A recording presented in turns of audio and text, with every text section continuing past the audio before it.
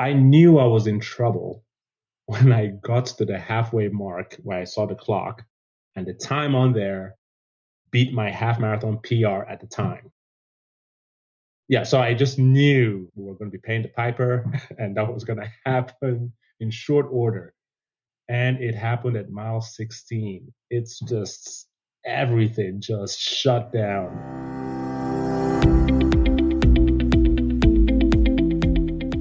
Welcome to Running is Cheaper Than Therapy podcast. I am your host, Dr. Weta L. Brown. I inspire and promote movement. I explain how running adds to life from a mental wholeness aspect, how obstacles can be overcome in life to make it to your finish line. Welcome to Running is Cheaper Than Therapy, episode 26. Today, we have a special friend. I attribute him to making me a distance runner. If I had not met him and his group, I may never have run a marathon. I may never have become a running junkie, I should say. Today, I have Uche Anusionwu, who lives in Philadelphia, Pennsylvania, where he is a corporate banker and real estate investor. He has been an avid runner for over 20 years. In that time, he has run several marathons, half marathons, 10Ks, and 5Ks. He was the leader of Team United Nations, or Team UN Run Club, and is now a co-leader for the Winfield Track Club in Philadelphia. In both instances, he marshaled and continues to marshal runners of all abilities to get out of bed at ungodly hours in the morning for a run, 5:30 a.m. He actually used to give wake-up calls, which helped me. I am not a morning person. If it wasn't for him, I would have missed many morning runs. Interestingly, the pandemic seems to have helped this effort as more people have picked up to running as a coping mechanism. Again, he lives in Philadelphia and is married to his beautiful wife, Audra, who is the founder and CEO of Beauty Fit Strong. Welcome, Uche. Well, thank you for having me. This is very exciting. So, first question, why did you initially start running? Wow. Over 20 years ago. Over 20 years ago. Geez. It was actually a friend of mine, mutual friend, Tem, so I think he was training to do a half marathon and he asked me to train with him. And I was like, yeah, sure. And, we trained together and we finished it. I think it was the ING half in Philadelphia. It was sometime in September. And so, yeah, we finished it. And I remember, that sense of accomplishment, completing the distance, but I also remember the pain. And then, of course, going out on the race and seeing people of varying ability levels successfully completing this was, kind of like motivated me. Like, yeah, if I took it a little bit more seriously, I can do much better. And then, of course, hanging out with Tammy, Tina, and a little circle of friends, we were able to kind of like have a little friendly cohort as we trained together. And so allowed me to stick with it. So Tim started running before you? I wouldn't really say he did because when he say start running, like even prior to training for that half marathon, I would run like 3 miles here and there. I didn't really consider myself a runner per se. It was more like I worked out or played basketball because basketball is really the thing that me and him did. Okay. Yeah. And then, maybe every once in a while you'd go out and run 2-3 miles, but nothing really consistent. If anything, it was more like the running was done to help us play basketball better. Okay. Right. So what made you start United Nations or Team UN? I'll say that was more of a happy accident. A happy accident. A happy accident. So I did not set out to start a group per se. Okay. It's more so ultimately a gathering of friends who had a mutual interest of waking up early in the morning or running in uncomfortable weather for ungodly distances and asking ourselves why and not coming up with any good answers. I think it had more to do with the camaraderie that we had amongst ourselves that we decided, okay, we can keep doing this. And another happy accident. It just turned out that the people who were in the group were from different parts of the world geographically. We didn't really plan it to be like that. I was just happy to run with whoever was willing to come out and run.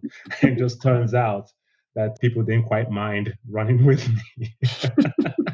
Yeah, and then it also helped that train for distances that we thought, at least at face value, we couldn't do. Okay. When you're training for a marathon, is like, at least at that time, there was always a question like, would you actually survive? And like, well, let's find out. What year would United Nations officially start? We're in 2020 now. We're in 2020 now. Yes. So minus 20 years. 2000 and minus 20 years? It started that long ago? I started running with you in 2010. Maybe 2005-ish. Okay. Yeah, 2005, thereabout. So when you ask the question, when did we officially start? I mean, it's really, when did I find the first misfits to run with me? Maurice Baynard. Yeah, it was me, him, Abdul, Tam, Felicia, Noel, who just kind of got together. And the way the group kind of coalesced is like, as we run on Kelly Drive most of the time. And so you come out in the morning and then you see someone was running there fairly consistently around the same time of the morning that you were running. And it's like, hey, come run with us. And they're like, yeah, sure. And that was another member. Okay. Yeah. Pretty organic, I would say. Yeah, you didn't have any goals. I'm like, I'm going to start this running group. It just kind of like came together. No, I mean, obviously having a race on the calendar kind of gives you something to strive for, right? But I think the bigger point was it was an environment or a group that encouraged its participants to be out consistently every day. The goal wasn't necessarily the race, but it's to train every day. Anyone who has gone through the drudgery of training knows, like, yeah, I mean, sure, the day you signed up for the marathon, you felt hyped. But by month 2 or month 3, it becomes tougher to get out of bed to go do that run. Really, the group was more about developing the habit of running more so than the actual goal itself. As you well know, I mean, if your training cycle goes well, then the race is almost a foregone conclusion. You should be able to complete it if you complete the cycle. So the tough part is complete the cycle. So the name United Nations, was that your idea or did someone else come up with the name? Oh, that was Ms. Felicia Harris. I'll try to take credit for it right now, but the problem is that she will probably hear this and then I'll never hear the end of it. So yes, it was Felicia who kind of coined the name United Nations, and it kind of stuck. I like the name because I thought me and Felicia, I think, were the only Americans initially. When I started running, it was people from UK and you from Nigeria and Tim. Cameroon. Tina. So it was Vietnam. Heather from Jamaica. Yes. Yeah, let's not forget Heather. That these people were from different parts of the world was, I say was a happy accident. But I think the more important point is like it was just a bunch of friends who didn't mind suffering alongside each other and have a sense of humor about it. Yeah, just true. I remember my first official race, I guess, my first half marathon, the Odyssey. That's where I met you guys. Yes. You weren't running that day. You were taking pictures. And you like recruited me to join because my plan was to do a half marathon and then go back to running my 3 to 5 miles on the riverfront. But you recruited me and they didn't have a medal. They had a beer glass. So I was like, I got to at least run one more race, get a medal for my half marathon. No, I remember that, because I don't remember why I didn't run. Were you injured? Yes, probably I was. According to the other members of UN, apparently I'm notorious for trying to recruit people for. Yes, yes, you are, which is good quality to have. You are. If you didn't recruit me, I probably would have never got serious about running. I probably would not have let you. I probably would have just keep badgering you until either a restraining order or you agreed. I mean, it's like, I mean, hey, that's how I met my wife. I think she agreed to go out on a date with me because she was like, all right, it's either I go out or I file a restraining order. So, And how many years later? How long have you and Audrey been married now? woo, what, 7 years now? Yeah. So, okay. She's my better 90%. And I'm probably giving myself too much credits, I have to say. So what made you start calling people in the morning? That's something unusual for team leaders to do. They just be like, "You're gonna show up, you're gonna show up." I mean, I think part of it was just, I mean, and by the way, I don't do that anymore. I mean, You don't do it anymore? Yeah, I don't do that anymore. No, because you meet people, they say they want to do do this, but then waking up early is Hard. It's hard, right? Yeah, I mean, look, I've been doing it for many years. Even for me, it's not the easiest in the world. But I think at this point, like my body's just kind of tuned to doing it. So, but I think it was part of it was just a belief. You say you want to do this, then let's do it. And if giving a wake up call is the only hurdle, then it just seemed like a trivial point. I mean, like, well, not a trivial point, like a small nudge, to get you out. Because I mean, as you very well know, I mean, you're a runner. Like, there's never a time you complete a run and say you regretted doing the run, right? Regardless of how bad you feel. So if my call was the one thing to get you over the hump, then it's easy. Okay. Yeah. How many marathons have you run, Uche? I don't know. You don't know? I mean, somewhere neighbor, like about 9, 10 maybe. 9, 10. Okay. What's your favorite marathon and why? Oddly, the Philly Marathon. I would probably say like mine is a minority view amongst the runners that I train with. Okay, so why the Philly Marathon? Well, my current PR was on the Philly Marathon, and then even the way the course is laid out, it's mostly flat, but there are a few spots that have a little bit of exposure to some elevation. Hasn't it? The course has changed though. I've only done it once. But... Yes. The Manayunk, when you're in Manayunk. Mm-hmm. Yeah, those are the hills. Yeah, it's a gradual climb, and because you're right around mile 19 or so, that's an unfortunate place to hit a hill. The road just elevates. When your legs are tired, you really feel it. But once again, like I like it because it's not all pancake flat like Chicago, for example. Your leg muscles kind of get taxed a little differently, so it kind of like varies the terrain a little bit. The guys who I train with tend to favor speed, so they like the Chicagos, the Berlin. Berlin, yeah. Because you can go fast, but I'm like, you're training for a time. You want your legs to be able to withstand whatever topography the course gives you. But having said, I mean, don't get me wrong. Flat is, if you're going for time, flat or a gentle downhill, is preferred. But if I'm going to be out there pounding for 3+ hours, then at least give me some variety. Okay, that's different. Yeah. See, I like hill cycling, but not so much running. Not so much. No, I just had a flashback cycling hills. Not so much, but it does make you a better runner to conquer those hills. Yeah. No running regimen is complete without hill work, or at the very minimum, exposure to hills. It taxes the legs differently. It taxes your cardio differently, and it actually strengthens your legs without pounding your joints as badly. Because I mean, obviously, when you're going up a hill, you can't. The jarring force that each step generates is somewhat lessened because gravity is working against you, as opposed to like absorbing hard impacts. Yeah, like speed work or track work. Like exactly like speed work or track work. Getting good muscle developments run up the hills, and your heart rate, cardio. Mm-hmm. What is your most difficult marathon and what made it so hard? Oh, yeah. We're living a nightmare.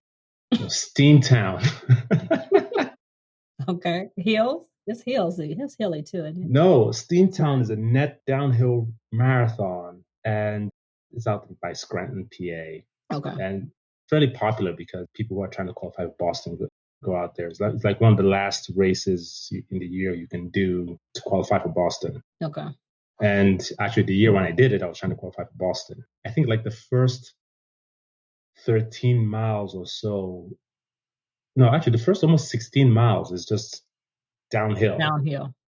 And then it kind of levels off right around mile 15 or 16. But here's the thing, you have to be prepared for that. Mm-hmm. So now, to answer your question more direct, why it was bad for me. Like everything went wrong for me on that race. Like I had to maintain, I think it was like a 720 or so for the race. And, my training cycle had gone, relatively well. So I had like an 80% chance of running well. Mm-hmm. At least that was my estimation anyway. Well, morning of, for some reason, my Garmin watch did not charge. We're standing in the gym, waiting for the race to start, and I received the beep on my watch that the battery is about to die. Like, oh, not a good day. Anyway, we go to the start line. Race starts. Now, Steamtown, at least back then, I don't know how it is now, but back then there were only 2 clocks. One at the halfway point, and at the finish line. Really? Yes.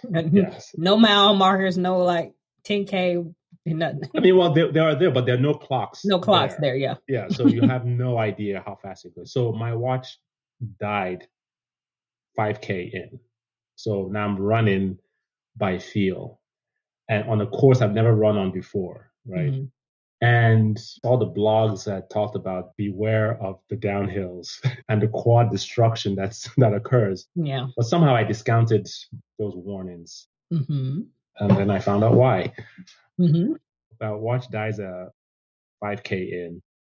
And so trying to, quote, run by feel. And so remember, I'm trying to target about 720, 730, thereabouts pace. But I had no idea how fast I was running because remember, you're going downhill, you're feeling really good. Yeah, so you were just probably taking off. So you're just flying. And so every so often I would like talk to someone, hey, how fast are we going? So I was like, oh yeah, we're doing about 701. They're like, oh no. You would slow down a little bit more. And maybe a few minutes later, ask somebody else, like, oh yeah, for the most part, I was in the 7s, unbeknownst to me. Mm-hmm. Like between 650 and 7s. And so I knew I was in trouble when I got to the halfway mark where I saw the clock, mm-hmm. and the time on there beat my half marathon PR at the time. Okay. Wow. Yeah, so I just knew we were going to be paying the piper and that was going to happen in short order. And it happened at mile 16. It's mm-hmm. just everything just shut down. So, I literally stopped to walk. Because your legs were hurting? Yeah. I mean, quads were on fire? Yeah. Oh, yes. Because I've been going downhills, and also like the course kind of flattened out, mm-hmm. and my quads at this point had just been bashed for a better part of almost an hour 45, somewhere in there. And so my quads were just destroyed, and I slowed down to first like a very slow trot and then a walk. And I'm thinking to myself, oh my God, it's like mile 16. I have another 10 miles to go. And of course, everything hurts. Mm-hmm. Like this is going to be horrible. Trot a little bit, walk a little bit. So somehow in my mind, I just assumed this is going to take me at least 5 hours to complete. Mm-hmm. Right. I had no sense of time because of my watch is my watch is gone. I have no idea how long I've been running. And then my teammates, Omar, Tori, Rasheen, of course, Rasheen was way ahead. Omar passed me. Then I think right around mile 20 or so, Tori passes me. So I mean, at this point, I'm like, this is terrible. So I would run a little bit, walk a little bit. And I remember I remember thinking to myself, wow, there were so many people who are in this race. So, by the way, this race was a fairly small race. I'll probably say there were probably maybe 1,000 people running this race. But also the whole time I'm walking slash running, people were just passing me left and right.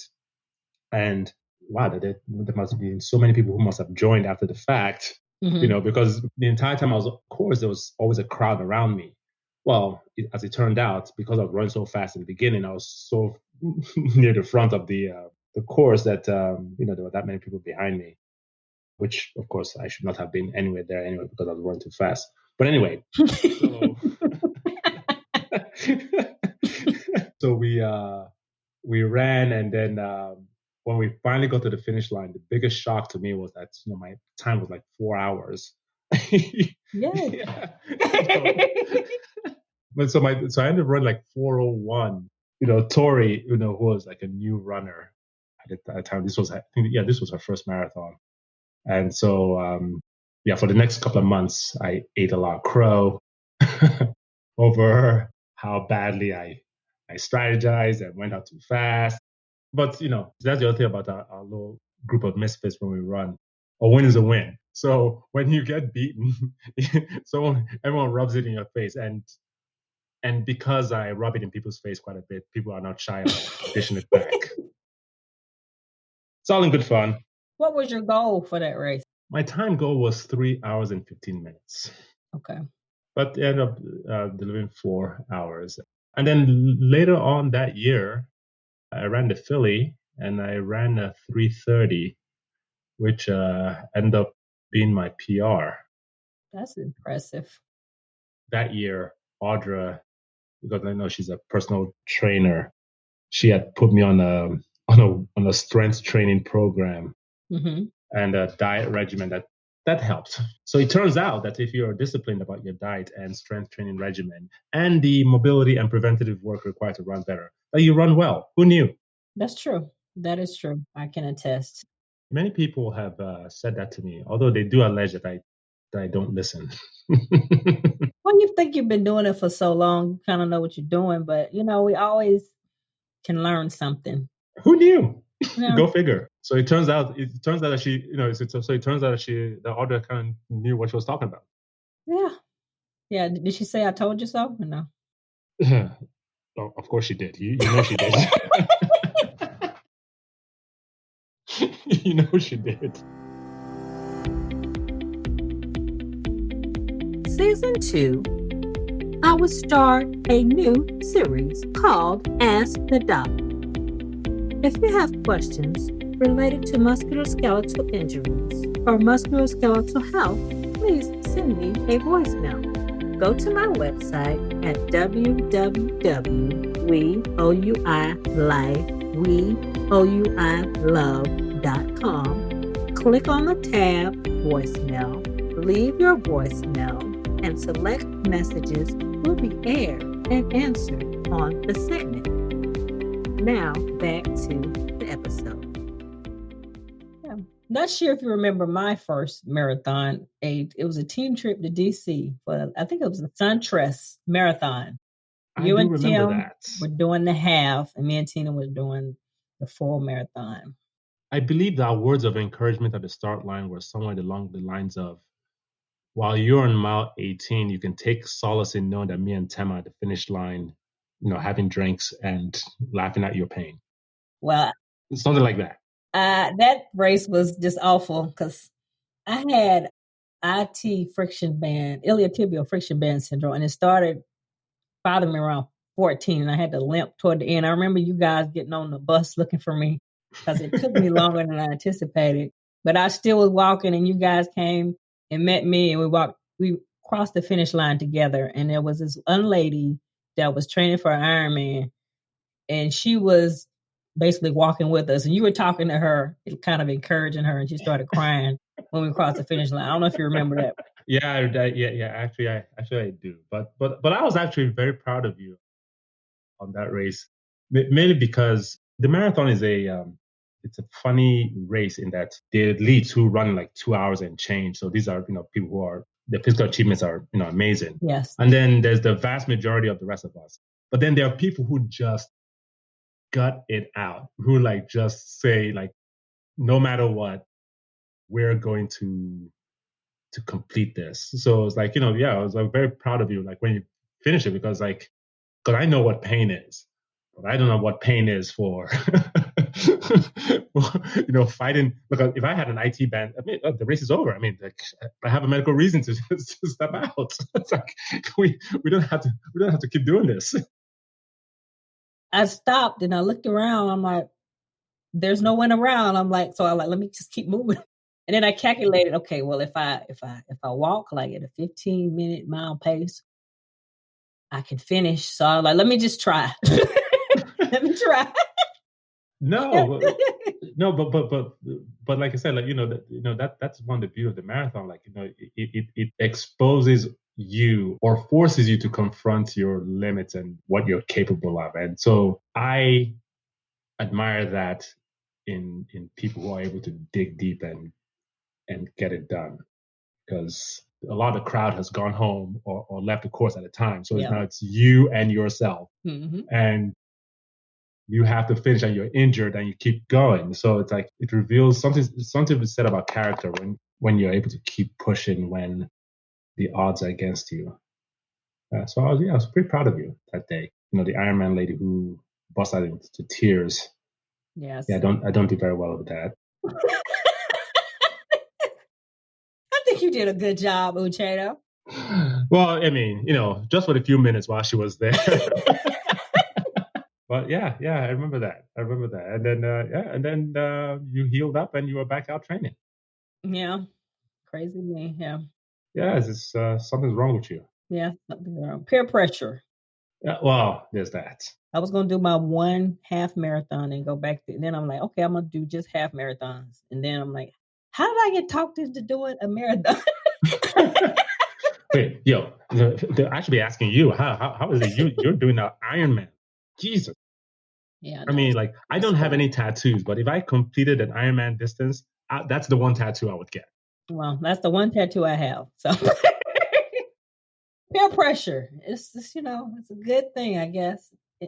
Yeah. Yeah. Peer pressure. When did United Nations come to an end? What year was that? I wouldn't say we came to an end. I mean, well, you said it's no longer that you're now the co-leader of the Winfield Track Club. So, or is it merged or? Well, yeah. So merge is probably a better. Okay. Probably a better word there. It's all the same people. Okay. And plus a few more, few newer faces. We're Facebook friends, so you see. I see your pictures. Yes, I see Felicia, and I saw Heather the other day. It never went away. It's just merged with or evolved, if you will, into Winfield. So Freddie, he's in a lot of the pictures. We ran into each other through running early morning squad, and we've been running together for quite a while now. So he kind of formed the group Winfield Track Club because I guess we both live out in Winfield area of Philadelphia. Okay. I mean, like I won't say that we had like a membership drive per se. It's just like I said, our little circle of friends. Y'all just merged. We just merged, and then all of a sudden there was a hashtag, and next thing we know, there was a T-shirt with a logo on it, and then we're Winfield Track Club. Okay. It's a group of friends who get together around a common cause, which is running. We're all friends, even outside of running. You remember when you were in Philadelphia? We barbecue, we picnic, hang out together. Watch the World Cup, which I never watched soccer before then, but yeah. Yes. You're of course a Nigeria fan. Yes, you didn't say that, but you just agreed to it. So let's just go with it. We've all become pretty close friends and been running together for many years now. The name of the group is almost a secondary consider whether we're Winfield or Team UN or whatever you want to call it. That's okay. We're still going to be running together. We need to have a reunion, old and new, like at a destination run. Noel and Tim and Tina, myself, somewhere nice. Yeah. If Felicia was here right now, I think she's campaigning now for Chicago, sometime next year, 2021, if COVID allows us. And then the grill, The grill, reggae, reggae. reggae. She's campaigning for the marathon. No, it's too hot. It's too hot for the marathon. Could you please give her a call and let her know that? Yeah, we need to do the half at the most in the grill. Marathon somewhere else. At least as of right now, the Chicago and the grill in that order are the top candidates. That may change, but we're in a pandemic, and That's true. And this Chicago is hard to get into too. So right. yeah, Someone said Tokyo, but that's hard to get into too. Maybe we should all do a charity because Tokyo's on my list. Tokyo and London. why? Because I want to do all the majors. I mean, can't we just go to Tokyo and just hang out and not run or laugh at the people who are running? But I want to run. It'll be fun. You see parts you never see. I mean, running 26.2 miles, of the city. Yeah, that's why you hire a tour guide to show you things you don't But it's see. different running. It's different running. Well, you're talking to someone who, like, on vacation, I leave my sneakers in Philadelphia just in case I get tempted. No, you don't. You run on vacation. No, actually, I don't. Ever? I don't. Audra can tell you this. I mean, like, Audra is the one who actually goes out running and tries to drag me. I'm like, listen. But it's interesting running in different countries. If you find a safe place to run, you see different sights, interesting things. Some things like will shock you. The stuff that I've seen out on a run. I agree, but I run into those same shocking places just walking by them. But I was in Spain and I was training for, I think, a 10K. So I went running through this park and I was looking around and I'm like, these women are dressed interesting. And it turns out that they were prostitutes. And I was like, okay, what kind of park? So, it's interesting. And then when I was in Baltimore once, me and one of my friends, we went running early in the morning because I was there for a conference. We were running, and these group of women, also prostitutes, asked us, like, why are you guys running? He was like, just for exercise. Yeah, but you see, you could have run into them walking too. Maybe I wouldn't have been up like 5 o'clock in the morning, probably just that's a good point. Just for leisure, but maybe. It's funny because I on vacation I tried to tell myself, okay, you're gonna sleep in now, but that never happens. Much to the chagrin of my wife. I'm so used to waking up early, so even on vacation I wake up early. Can't go back to sleep. Nah, I can't. At this point, Audra is like, listen, as long as you don't wake me up, like whatever you're doing, get out of the room and be quiet about it. So, Uche, what is on your bucket list running goals? Well, I would like to qualify for Boston. Right now, that means that's 3:15 marathon goal is on the list. Stay healthy.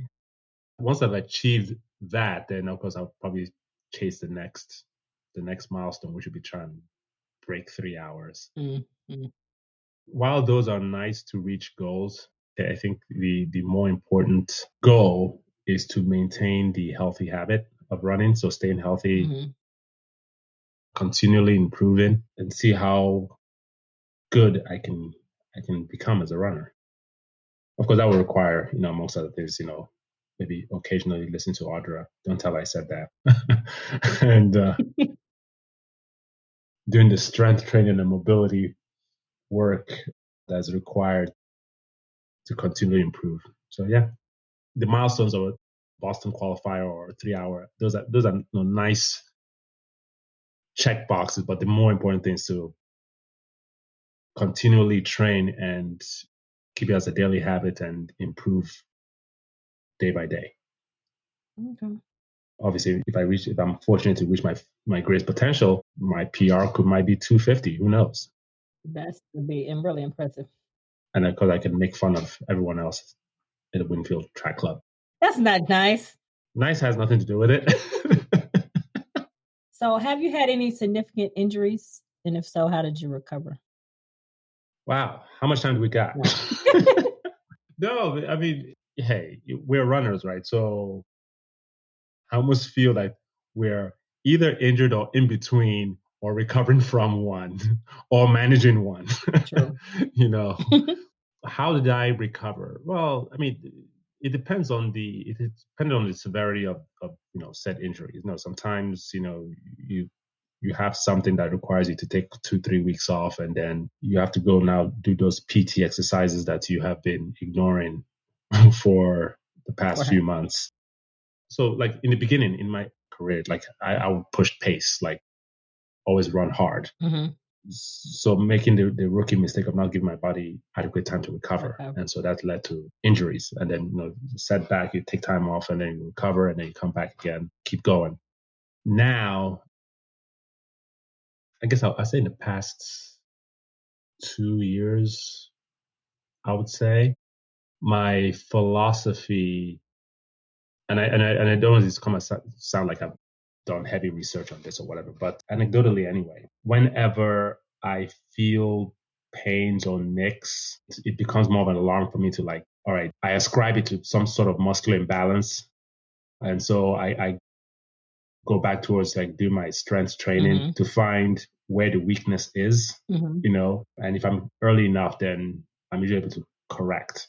So my philosophy being aches and pains are an indication of an imbalance somewhere, because if you are running, not, running, pushing way too hard and you're running, fairly easily, then your body should be able to absorb that. And if it's not, then it's usually because, something is, and it could be something as simple as maybe your sneakers are too old. Yeah. Or you haven't been doing the ab work you're supposed to have been doing, the core work you're supposed to have been doing, or you skipped leg day in the gym, and I can already hear Audra at the back of my head right now.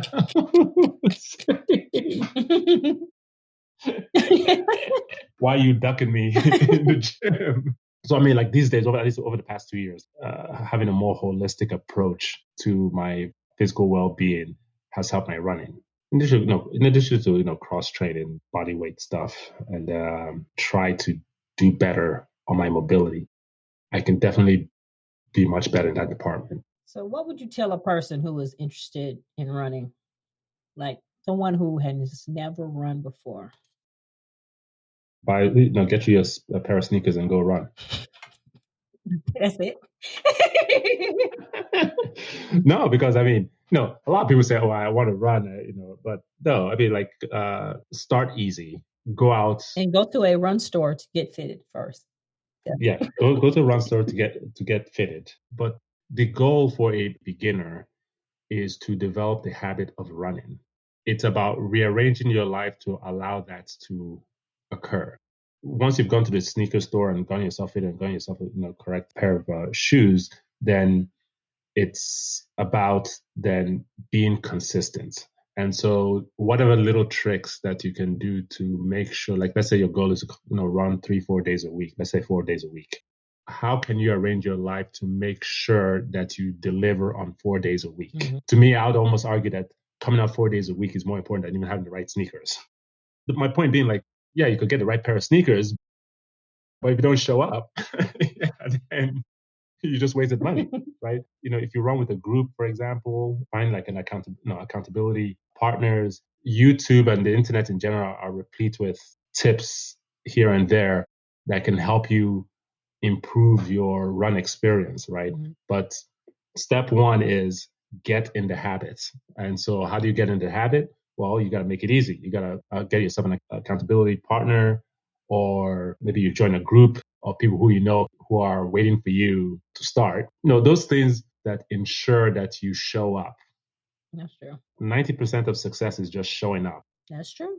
I mean, because once you're there, how fast you run, your pace, it's not important. What's important is that you show up 4 days a week. And then over time, everything else follows. But until you show up 4 days a week, I don't care what your sneakers, what kind of sneakers you have, right? You're funny.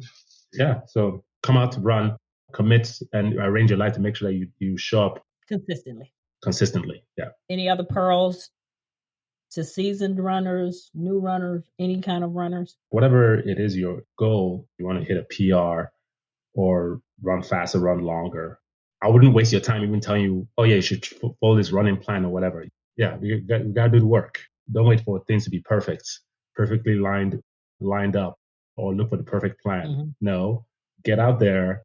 The point we made earlier on, I mean, to be a good runner, you should be able to run on any topography, whether it's downhill, flats, hilly.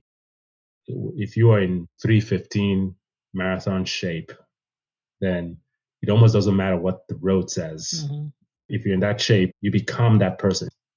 So it's not even about the goal now. It's like, are you the kind of athlete that can deliver that? Mm-hmm. And the way you become that is by training 6 days, 7 days, whatever the program is. And when you look at someone like Eliud Kipchoge, who's like, world class marathon runner, when you look at him, he doesn't have to tell you that he's a world class marathoner, right? You just see it. Mm-hmm.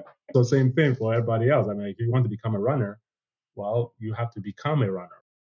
Don't play running. Become a runner by waking up, going out every day, and you're delivering 4 days a week or whatever your plan calls for. And once you're doing that, then you become that person. And then in terms of the little tip, like what kind of sneakers and all that will come. But if you don't show up, no one's going to be there to tell you what to do. That's true. Right. That's my advice for people. Just show up. So people in the Philadelphia area, how can they, if they want to run with your club, how can they find you? Oh, so it turns out Winfield Track Club on Twitter, on Instagram, you can connect with us there. Hashtag, Winfield Track Club, all one word. Facebook too? Facebook as well. Yeah. Like the page. We post our meeting times on those platforms, and we meet at Lloyd Hall, which is the parking lot right behind the art museum.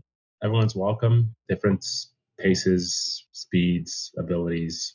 You just have to be about that early morning life. Yeah. Early morning life. And any weather condition. I remember one time we ran, and it was freezing cold, and your glasses were fogged up. I don't know how you could say it. Wow. I can't believe you actually remember that. That was funny. Yeah. We run year round. So I mean, obviously, in terms of obvious hazards, we wouldn't run. Like, I mean, if there's lightning out there, we're not going to run. Or if there's sleet or ice on the. Although I remember one time it was after a flood, and I think the water had just receded, and I was running. Yeah. They had newscasts out there. I think they interviewed me or something about. It's like, why are you doing this? What is wrong with you?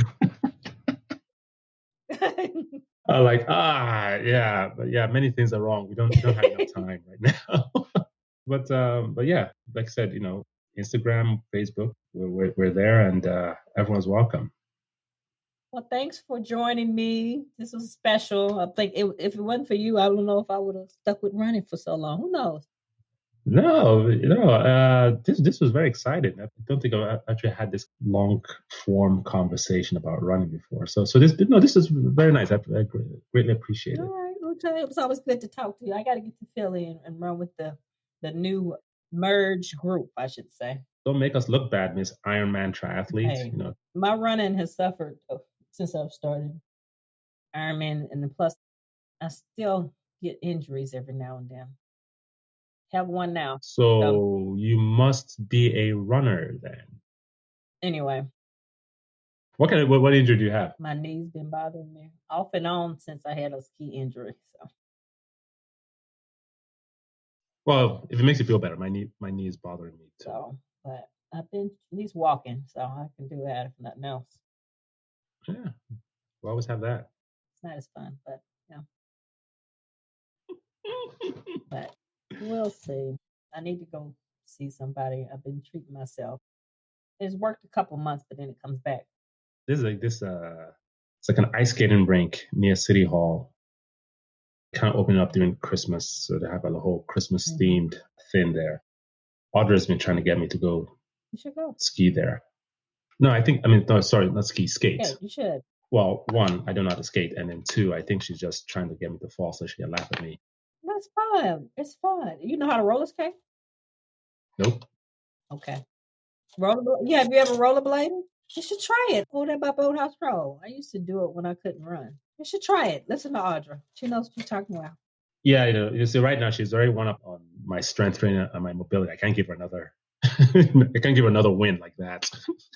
It's to help you become a better all-around athlete. Think of it like that. Yeah. That's what she says. Yes. Listen to her. Yeah. And then she has a camera rolling. Well, if you can't laugh at yourself, Oh yeah, I can laugh at myself. You just don't want her to laugh at you. Well, you can laugh together. Yeah, but she won't fall down with me because she knows how to roller skate. She knows how to do all that. Yeah, I'm sure you can do it, Uche. Yeah, of course. I'm Superman. Try it. All right, Uche. Thank you again. All right. Well, yeah, this was fun.